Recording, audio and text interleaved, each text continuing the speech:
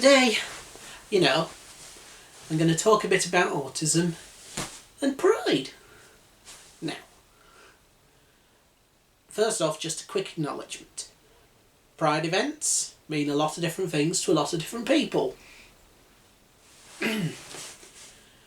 For some people it's political, because, well, it is kind of a protest, but I'm going to put that in a different video.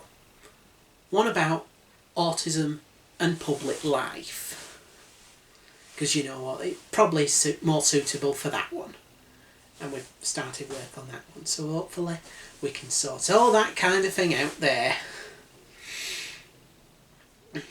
Anyway, because I have to say, there are some things you might notice whilst you're at a Pride event. Now, and also I just want to get out the way, I am someone who's most experienced going to Pride events in a small town where I live. And no, I don't use the local I'm not using the local accent in this video. But anyway, then I pop along with my little track on hat, if the weather's good enough, the weather's nice enough. Last year I used my propeller hat, but still, I have my camera and my ducks, and we go chat with people.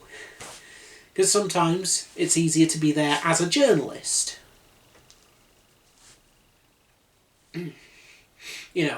Covering local events. Same way we went to the Castle's Literature Festival. That sort of logic. And it can be quite nice.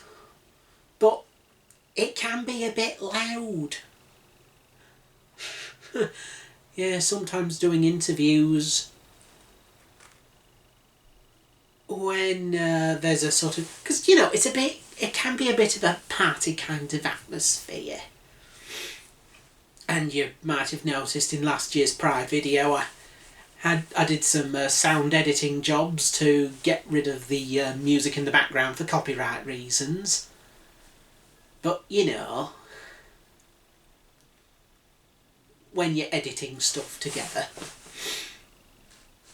that's kind of how you do it. But when you're actually there, you can't edit out the loud pop music. And I mean, where I am, it might be different where you are, but it's kind of a sort of family event. So you might, and yeah, there might be people drinking. Yes, in the UK you can drink at 18. But drinking laws are a lot more relaxed in the UK than some of my viewers might find where they live. But so bear that in mind. Mind, you still be asked for RD. But it's a bit of a sort of fun fair kind of thing where I am. Just about people being part of the local community. Even if they have a different sexuality or gender identity than is usual for people. Don't know why. I don't really like normal. It's a bit of a judge. It feels a bit judgy, if you know what I mean. But it's kind of a sort of saying we're part, be a bit different, sure, but part of the community. And well, it can, as I say, it can get a bit loud. Lots of people running around having... So it's perfectly fine to take a few breaks, go off to a quiet corner somewhere. Where, people won't mind too much, hopefully. And then there's a question, do I need a label? Would I need something to be like, well, no, I mean...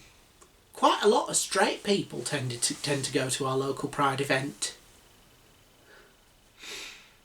They want to support their kids, their family, or just want to be part of a local community to say, welcome, you are who you are and that's alright with us. Nout more's needed, and so least where I go to, you don't have to be outed, as it were, to come to local Pride. To come to the Pride event at Tamworth. I mean, Tamworth's not the most cosmopolitan of locations, but people are generally supportive, and funnily enough, the toilets in the castle grounds are unisex, so yeah, well, total coincidence really. The council rebuilt the site in the pandemic and thought that it would be a good idea to make them unisex, so that apparently stops them being like queued out so much. There was a bit of a problem with the old gully where people would find themselves queuing to use them. But, you know, they thought, okay, redesign and make them unisex with changing facilities. But it doesn't matter. That's by and by, but basically it can make things a little easier. Anyhow, so when you go to Pride, you don't have to have a label yourself. You might be completely cisgender, heterosexual, absolutely, completely allosexual, alloromantic, you know. But you can still be supportive of the local people who aren't. And, because in a way it's more, as I said, I just picked up from my impressions, in a lot of ways it was about being a part of the local community. And that's probably the key thing. Community. People coming together.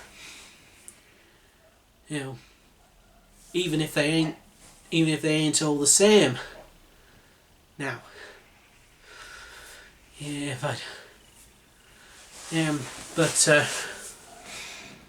well, I guess sometimes, so as I say, it can be a bit much, and that's okay if you just need to find a quiet corner. A bit of a more relaxed kind of place to go. But anyway, there are, and you might find a lot of people. And you know what, if the party atmosphere's not for you, how's about you can perhaps watch it. I'll be uploading the video when I go next month. And if you like that, you can maybe watch a Pride event at home. Especially if you're, you know, for whatever reason, if you feel like it's going to be a bit much, that's okay. You just, well, as I say, I hope you're having a lovely Pride month, everybody. Whether you're queer or no, it were lovely having you here.